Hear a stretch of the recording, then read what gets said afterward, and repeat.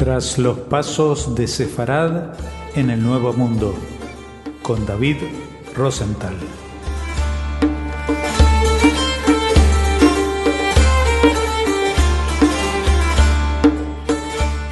Hola oyentes de Radio Sefarad, volvemos a seguir los pasos de Sefarad en el Nuevo Mundo, guiados por David Rosenthal. ¿Qué tal, David? Hola Jorge, muy bien, muchas gracias. Un saludo a todos nuestros oyentes. Bueno, ya saben que hemos recorrido buena parte de la historia de esos primeros siglos, desde la expulsión de los judíos y los tiempos de la conquista, y ya estamos más cerca de la configuración de los países actuales como Colombia, y especialmente una región, Barranquilla, que ha tenido su propia historia relacionada con los judíos, ¿no es cierto? Sí, así es. Tenemos ahora como protagonista Barranquilla, ciudad en la costa atlántica colombiana, y vemos cómo es tan importante la migración judía y en general europea a esta costa, digámoslo, portuaria, donde llega casi toda Europa a Colombia y luego pasa por el Magdalena a expandirse por todo este nuevo país. Entonces vemos cómo llegan comerciantes alemanes en un buen número que habían propuesto vender al gobierno y que no se había podido dar paso alguno por falta de esas facultades que este nuevo gobierno tenía, que ahora se conceden en el oficio de Vuestra Señoría de 10 de los Corrientes. Tenemos este texto que escribe el general Mariano Montilla al ministro de Guerra hacia 1820, cuando se inicia la campaña de liberación de la costa Caribe. Entonces, desde muy temprano llegan extranjeros comerciantes. Esto constituye en buena parte lo que es Barranquilla, y hacia principios del siglo XIX, a orillas del Magdalena, donde se encuentra Barranquilla, comienzan a llegar ciudadanos de varios países con ese fin de comerciar y de hacer fortuna, ya que las normas del nuevo Estado favorecen su iniciativa. Entonces llegaron, montaron sus negocios, acumularon capitales, hicieron prosperar esa comarca. Unos se mezclaron con su gente y constituyeron familias que hasta hoy perduran, y otros simplemente regresaron a su tierra enriquecidos. Entonces, esto significa que muchos abandonan sus tradiciones y credos religiosos y se asimilan al catolicismo, porque en buena parte de todos los países europeos que llegaron, una buena parte eran judíos. Entonces vemos también cómo se forma una ciudad moderna, abierta, portuaria, descomplicada, bastante alegre, y que crece fuertemente hasta convertirse en menos de un siglo en la tercera ciudad del país. Eso luego, digamos que ya se desacelera ese crecimiento, pero en un momento determinado la tercera ciudad del país. Tenemos data de que llegan ingleses, holandeses, alemanes, franceses, daneses, y también pues sefardíes, que contribuyen con su actividad a construir esta nueva nación que se empezaba a formar, también inspirada por los ideales tan importantes de la libertad, la igualdad y el progreso. Entonces se asientan en Barranquilla y se dedican a hacer comercio de importación y exportación. Entonces Barranquilla se convierte en una ciudad totalmente comercial. Entonces se le considera ciudad fenicia, ya que el comercio estaba por encima de cualquier otro tipo de profesión u oficio. También tenemos que una característica especial que distingue a muchos de estos inmigrantes es que son judíos, es su judaísmo, a pesar de que su pasaporte era holandés, inglés o francés principalmente, eran sefardíes que, como bien sabemos, habían sido expulsados en 1492 de España y en 1497 de Portugal. Y bueno, estos, como ya lo sabemos muy bien, marranos, cristianos nuevos que habían vuelto al judaísmo hacia el siglo XVII, se habían asentado en importantes ciudades europeas como Amberes en Bélgica, Ámsterdam, Holanda, Bayona, Burdeos, Francia, Londres, Inglaterra y Hamburgo, Alemania. Muchos de estos emigraron a este nuevo mundo y se establecen principalmente en Curazao y en Jamaica, como ya lo hemos visto en detalle, donde allí son activos participantes en el comercio ilícito que inunda a la América española, como habíamos visto en el programa pasado, de cómo los judíos de Curazao se habían vuelto una clase de contrabandistas en Coro, esto hacia el siglo XVIII, y a Barranquilla llegan la mayoría entre 1840 y 1850, venían de Holanda, Alemania, Inglaterra, Francia, Curazao, recordemos Curazao, San Tomás, Jamaica y todas las otras Antillas como la Guayana, como Surinam, como los demás territorios del Caribe y Antillas del Caribe que ya hemos tratado, como las danesas, las holandesas. También llegan a Barranquilla, llegan de Alemania judíos ashkenazis, aunque en principio la población que llega es judíos sefardíes, apellidos de Sola, del Valle, de la Rosa, Curiel, Álvarez Correa, Cortizots, López, Peña, Pardo, Pereira, Pinedo, Osorio, Royce Méndez, Salas, Salcedo, Senior, Surdis, Elbers, Helms, Hennigsberg, Hoyer, Meisel, Mendelbaum, Schernel, Simons, Sundheim, Wolf y Wessels. Digamos que son los apellidos que hasta hoy se pueden incluso ver en el cementerio judío Barranquilla. También tenemos que el primer líder religioso era casualmente el cónsul de los Países Bajos, Holanda, ante Colombia, el señor Moisés de Solá, y el señor Moisés de Solá también se convierte en el primer rabino sefardí de Barranquilla. Entonces vemos esa importancia también aún de los judíos holandeses en todo el Caribe y ya en América española, digámoslo, liberada. Se les reconoce por ser cultos, trabajadores, ahorrativos, innovadores, poseedores de una mentalidad capitalista, desarrollaron su talento para el comercio y las finanzas, especulando en negocios de riesgo, gracias a una vasta red de información que les permitía un conocimiento certero de las condiciones económicas internacionales y locales.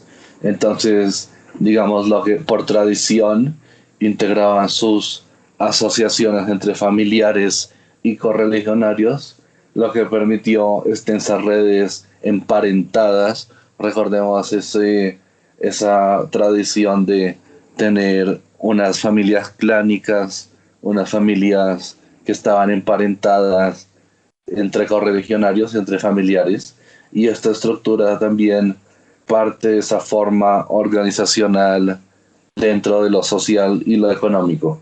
Entonces, el comercio de importación y exportación y la venta de bienes al por mayor y al por menor fueron las actividades que jalonaron la vida económica de Barranquilla durante el siglo XIX y constituyeron la principal fuente de acumulación de capital. Tenemos un personaje como Jacob Cortizots Pinto, que venían de Curazao, padre de Ernesto Cortizots Álvarez de Correa. Ya veremos qué tan importante es esta persona. Entonces, para desembotellar los productos, se mejoran esas viejas rutas, se establecen nuevas y se montan empresas de transporte que traen tecnología avanzada junto con esta emigración europea y judía, llega la tecnología a estas tierras. Al transporte siguieron las manufacturas y necesariamente se crean bancos. Entonces los servicios públicos también se organizan y la ciudad empieza a tener un gran crecimiento. Recordemos que Bolívar le entrega a un judío toda la parte fluvial del Magdalena. Ese judío es Juan Bernardo Elbers, que era alemán pero tenía familia sefardí. Es padre de la navegación en barcos de vapor por el Magdalena. En 1823 se convierte en eso, tiene, digamos, la licencia que le da el dominio sobre esa navegación fluvial por el Magdalena. Y con él, otros judíos, otros de sus correligionarios, siguen ese ejemplo, fundan compañías de transporte fluvial, construyen el segundo ferrocarril del país, luego del de Panamá, impulsan la construcción del puerto marítimo y además a principios del presente siglo establecen la primera empresa de aviación comercial en América, que es SCATA. Entonces, a pesar de ser un pueblo perseguido y acostumbrado a negociar con gobiernos para sobrevivir y ejercer sus actividades, pagar caro por esos privilegios, los hebreos siempre se mostraron dispuestos a la transacción y a dar apoyo a las autoridades en obras de bienestar común. Entonces también vemos una labor filantrópica de los judíos en Barranquilla, cosa que también se había visto en los otros territorios del Caribe y también de América.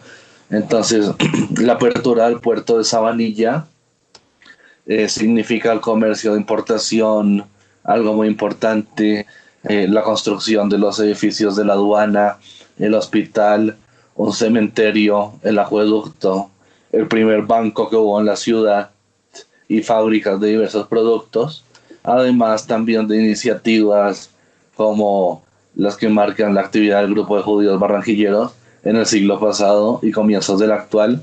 También se crean clubes sociales. Y bueno, vemos que Jacob Cortizot Pinto es el ejemplo de ese grupo de comerciantes, ya que es uno de los líderes más connotados de esta precoz comunidad barranquillera. Es pionero e inspirador de importantes iniciativas y además es el tronco de una familia que tenía relaciones en Europa y en Estados Unidos.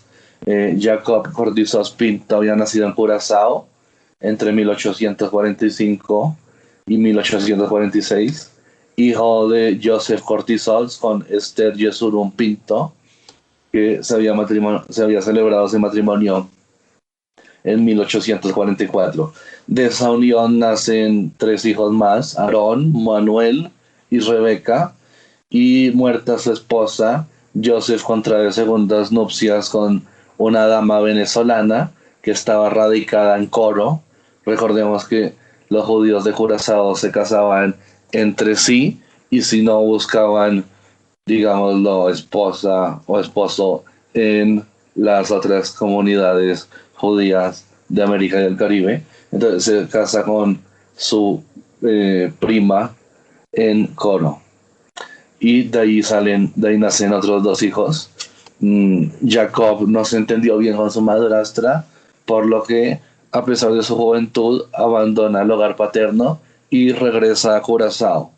Entonces, allí se establece y prospera, y con la ayuda de sus correligionarios de la comunidad sefardí, que se distingue siempre por la unión y la solidaridad de sus miembros.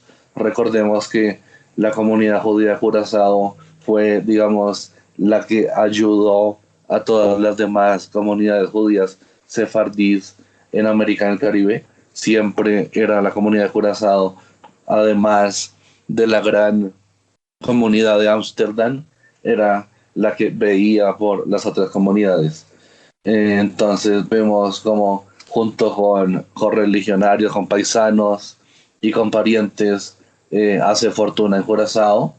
Es una autodidacta que se esmera en cultivar su espíritu, le gustaba la música, también el arte, y además siempre estaba pendiente como de esa parte social, de esa parte de contribución social.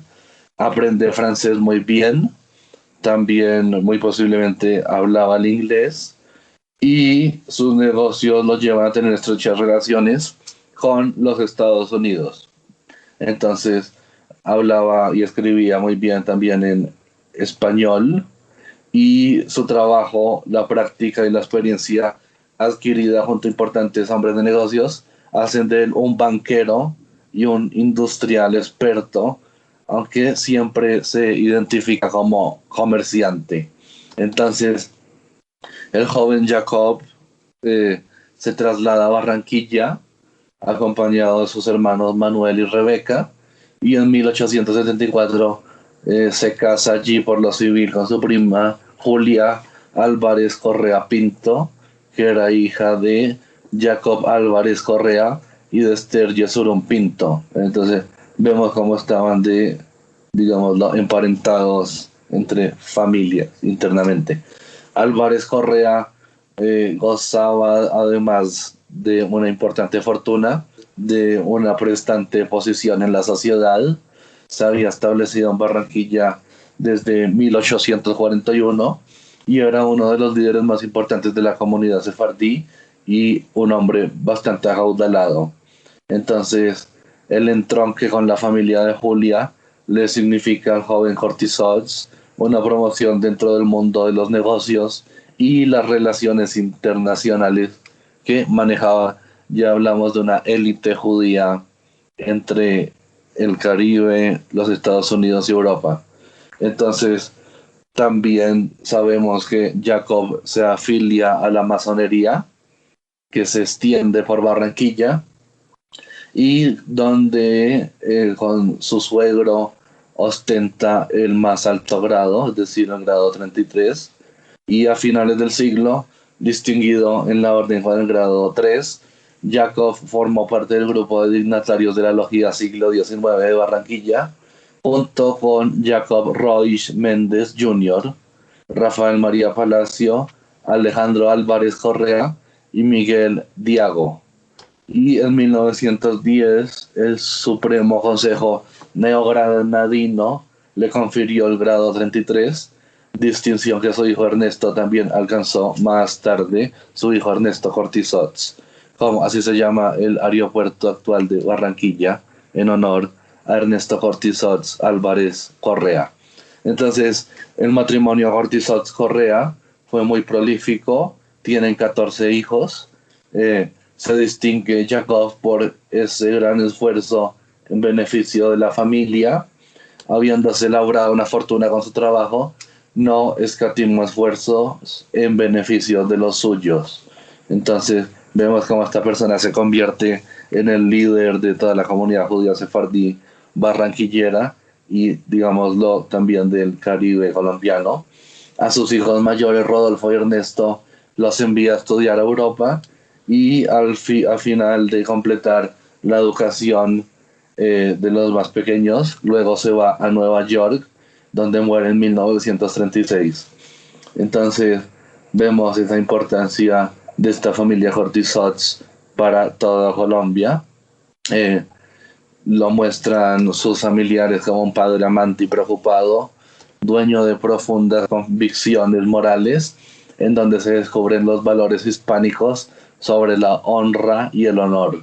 Y además de esa ética burguesa del ahorro, la frugalidad o la austeridad, la tolerancia y la seriedad en los negocios.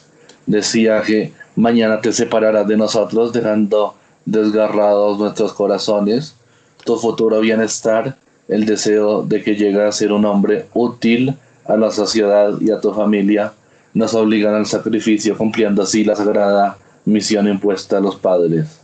Deja escrito el padre: sé económico sin ser jamás miserable, pero no gastes nunca en lo superfluo, porque eso conduce a la ruina.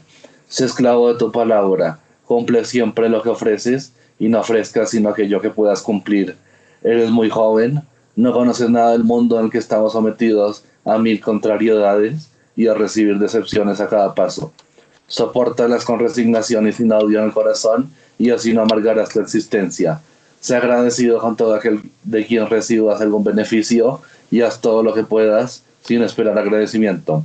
Aleja de tu espíritu todo sentimiento de egoísmo y de envidia, que son vicios atroces que corren en el alma y conducen a las mayores bajezas. Sé digno de todos los actos de tu vida, sin ser jamás altanero.